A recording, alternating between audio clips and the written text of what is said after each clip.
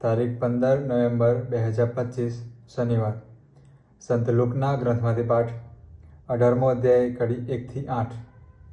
તમારે હંમેશા પ્રાર્થના કરતા રહેવું જોઈએ અને નિરાશ ન થવું જોઈએ. એમ સમજાવવા ઈસુએ તે લોકોને એક દ્રષ્ટાંત કથા કહી સંભળાવી. કોઈ એક શહેરમાં એક કાઝી રહેતો હતો. તે ન હતો ઈશ્વરથી ડરતો કે ન હતો માણસની પરવા કરતો. એ શહેરમાં એક રાણી રાણબાઈ રહેતી હતી. તે આવીને કાઝીને કહેતી, મારા સમયવાળા સમયે મને ન્યાય અપાવો. કેટલા વખત સુધી તો એ કાઝીએ ધ્યાનમાં ન લીધું, પણ આખરે તેને મનમાં કર્યો, જો કે હું ઈશ્વરથી ડરતો નથી, તેમ માણસની પર પરવા કરતો નથી, તેમ છતાં એ મારો જીવ ખાઈ જાય છે, એટલે હું એને ન્યાય મળે એમ કરીશ, નહીં તો એ આવીને મને હેરાન કરી મૂકશે. પછી પ્રભુએ કહ્યું, આ બેઈમાન કાઝી શું કહે છે તે સાંભળો. તો શું ઈશ્વર પોતાના વરેલાઓની, જેઓ રાત દિવસ તેની આગળ પોકાર કર્યા કરે છે, તેમની વાત ધીરજથી નહીં સાંભળે? શું તે તમને મદદ કરવામાં ઢીલ કરશે? હું તમને કહું છું કે એ લોકોને વિલંબ કર્યા વિના ન્યાય આપશે.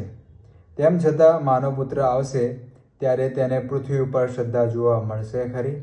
આ પ્રભુની વાણી છે, તે આપણો આધાર છે. ચાલો સમજીએ કે પ્રાર્થનામાં દ્રઢ રહેવાથી શું ફરક પડે છે.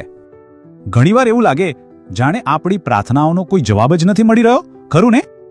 ભણતર હોય કે ભવિષ્યની ચિંતા, આ બધામાં ક્યારેક લાગે કે ભગવાન સાંભળતા જ નથી. પણ ઈસુએ આજ વિશે હિંમત ન હારવા માટે એક સરળ વાર્તા કહી હતી. વાર્તાની મુખ્ય પાત્ર એક વિધવા છે જે સતત ન્યાય માટે લડતી રહે છે, અને એ પણ એક એવા ન્યાયાધીશ પાસે જેને ન તો ભગવાનની પડી હતી ન લોકોની.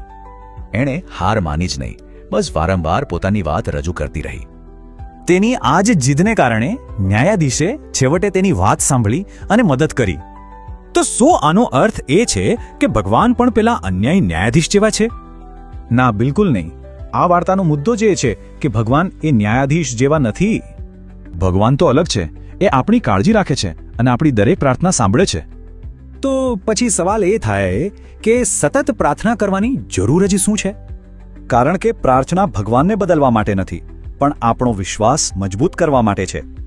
સાચો વિશ્વાસ એ છે જે ભરોસો રાખવાનું ક્યારેય છોડતો નથી, બસ દરવાજો ખટખટાવતો રહે છે. અને વાર્તાના અંતે ઈસુ એક ખૂબ જ ઊંડો અને વિચારવા જેવો સવાલ પૂછે છે. એટલે કે જ્યારે જીવનના મુશ્કેલીઓ આવે ત્યારે શું આપણો વિશ્વાસ ટકી રહેશે? એટલે આ વાર્તામાંથી પહેલી શીખ એ છે કે પ્રાર્થના કરવાનું ચાલુ રાખો. બીઠું, ભલે ગમે તેટલું અઘરું લાગે, વિશ્વાસ રાખતા રહો. અને છેલ્લે હિંમત હાર્યા વગર બસ આગળ વધતા રહો. કારણ કે ભગવાન બધું જુએ છે, સાંભળે છે અને સાચા સમયે જવાબ ચોક્કસ આપશે.